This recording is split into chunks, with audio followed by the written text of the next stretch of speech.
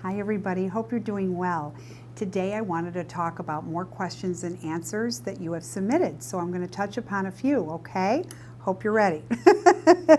Okay, the first one that I got was, do our loved ones prefer to be in urns or set free, such as ocean, etc.?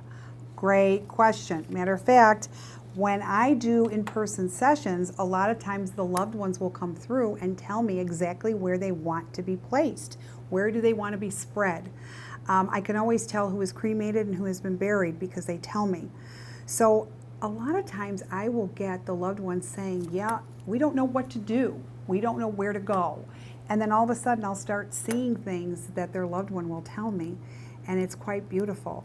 I will detail in specific what the favorite person, what they loved, okay, and where they want their ashes being spread. Typically, I will say that a loved one does want to be spread in a favorite scenario to where they felt closest to on earth. This is very, very important. Most of the times I truly get loved ones that do not want to be in an urn. Okay, it's almost like you want to finish the process of spreading their ashes of completion. It's almost like the last piece of the puzzle. You know, you've had a memorial for them and you're setting everything free. So I think that most people who want them in an urn because you want to be close, or you want to be buried together, or you'll bury the urn in the ground, unless the loved ones specified that before they passed, most likely spread the ashes. Like I said, sometimes our loved ones will have specific things that they want, and that's perfectly fine. You need to honor that. So if they want it to be buried with a loved one or whatever, it works.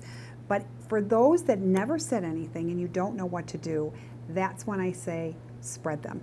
Spread them in a body of water, because the water usually helps carry their energy to full circle of completion. So great question. I loved it. The second one is finding the courage to end a relationship. And that's what I did previous on a previous YouTube. And I talked about how do you do that? Well, this one says, does the advice apply to platonic relationships that had endured for 20 years yet draw to an end? I felt for a long time that I needed to severance ties with someone, but resisted, thinking that I should be more steadfast. That's a great question. So finding the courage to end a relationship applies to everything, not just somebody that you're romantically involved with. Sometimes, as hard as it is, if you have exhausted the possibilities, and it could be even a parent, it could be a brother, a sibling, whatever, a girlfriend, if the relationship is really not working and you have really grown in different areas and there's just no way, it might, like I had a dear friend of mine who had a terrible, terrible fight, flare up, however you want to call it, with her group of friends, and it was really sad. And sometimes when you have a very bad argument, you want to give time to people. Everybody needs to cool down. But if you don't talk about it and fix it, or you can't work out your differences, sometimes it's really hard. You don't go backwards, and it's hard to kind of get past that. For those of you that have had turbulent relationships but you've gotten past it, it takes work, but it takes two willing people to do it, not just you. So don't feel guilt if you were the one trying but the other didn't, because it takes two. It's 100 and 100. Always remember that. So for those of you that really tried and the other one doesn't simply want to do it, that's when you have to severance tie, especially if the relationship becomes toxic and you're really feeling sick over it every single day. If you have to dread being with somebody versus embracing somebody, that's when it's time to think and rethink. Where do you want it to go? Do you want more toxic, or do you want to end the toxic and give peace to yourself that frees your spirit? Great question, and I really, really loved it. So it really applies to all relationships that are toxic, okay? So I like that question, and thank you for that. The next question I got is, do we get wings when we cross over? Very interesting. What is the time difference between the spiritual realm and heaven? So That's an interesting question. First of all, we don't get wings when we go to heaven. I've addressed this many times, but I will address this again. We will not become angels. As much as we want to think of our loved ones as they are our angel, and you can if it helps you, but in truth, angels have never been human. So your loved one becomes a spirit guide. Angels have never been human. They can come in human form, but angels are angels. They're in a class all by themselves. So no, you don't get wings, okay? It just doesn't work that way. So think of it in a lovely way that angels protect, spirit guides direct. This is really a good way of looking. So you have so many up there energetically looking out for you. So that's a really good way. So, you know, if it's your mom, your dad, your loved one, your sibling, your spouse, think of them as that they are always going to be with you and they are guiding and directing you in so many ways. Angels will always protect, spirit guides direct, and they lead us to where we need to go. Okay? The time difference. Now that's a great question because many times I have gotten spirits that come to me at 3 in the morning, 2 in the morning, and do they have a definition of time? The answer is no. There is no time on the other side. And I always make a joke out of it. You know, heaven and the afterlife is like Vegas with no clocks. It's a good way to look at it. No, in truth, there is no time on an earthly manner here. This is very, very important. The way we conduct things is not the way they conduct things on the other side.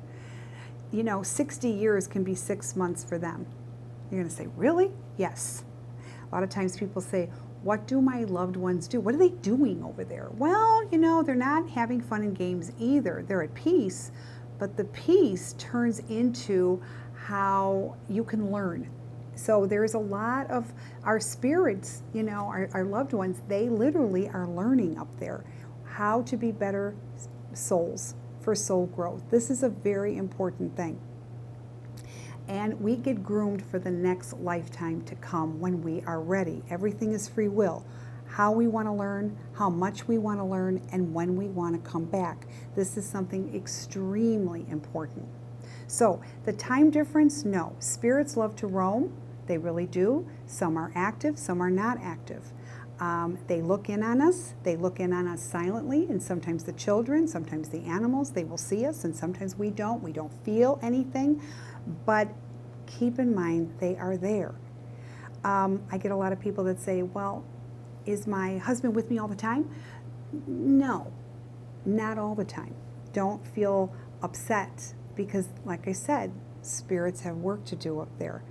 But every time you really think of them in a hard way or you're going through something, trust me, our loved ones, they have that invisible doorbell signal and it signals for them to come through. It really does. But as far as time and what they need to do up there, it's on a different level. So the typical clock and 24 hours here is nothing like that on the other side, okay? Always remember that. So I love the question on that, which is a really good one. The last question that I want to address is my own question. I've never done that before. Can numbers in your address have a meaning? Most definitely. I get a lot of people that are interested in buying lots or looking for homes, and they will email me and they'll say, Susan, it's 2351, blah, blah, blah. What are you getting from this? Is this something that I should be looking at? Numbers have a meaning. So here's a really simple thing, okay? Add the numbers together, okay? So if it's 1122, okay? You've got the 1, 1, which is a 2, plus 2 is 6. That is the number. So go back to our angel number series. This is why we do these series, okay? Because it's something for you to really learn. And go to angel number 6. And it will tell you exactly what kind of a number overall. Is it a peaceful number? Is it a tranquil number? Is it a work number? If it's telling you to do a lot of work, that means the house is going to take a lot of work energetically. If it's a peaceful number, that's also telling you that this place, the space that you're looking at, will be of love and contentment. It'll be easy. If it's a 1, lots of beginnings, lots of opportunities for you to do very well successfully in your home. So that's why Travis and I do these numbers, these angel number series, because it isn't just what you see, repetitive numbers. Take that into an address and take a look at it and go back to the series of the numbers that we're doing, and it will tell you a story, and it will tell you if this is a good address and a place that you can call home in the most healthiest, spiritual, energetic way.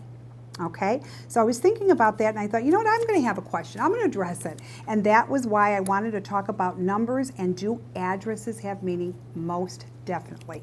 Just like homes have energy, part of the energy is also the address that's on the home. Okay, so I hope this has enlightened you. I think this is a really good food for thought. And I always like to, get your minds going. Okay, keep the questions coming. I love each and every one of your questions. I really do. And like I said, we will get them. We will address them. I promise. Have patience. Okay. Until then, please subscribe to YouTube, subscribe to our Facebook, and we'll have some more videos for you. You have a really blessed week. All the best. Bye-bye.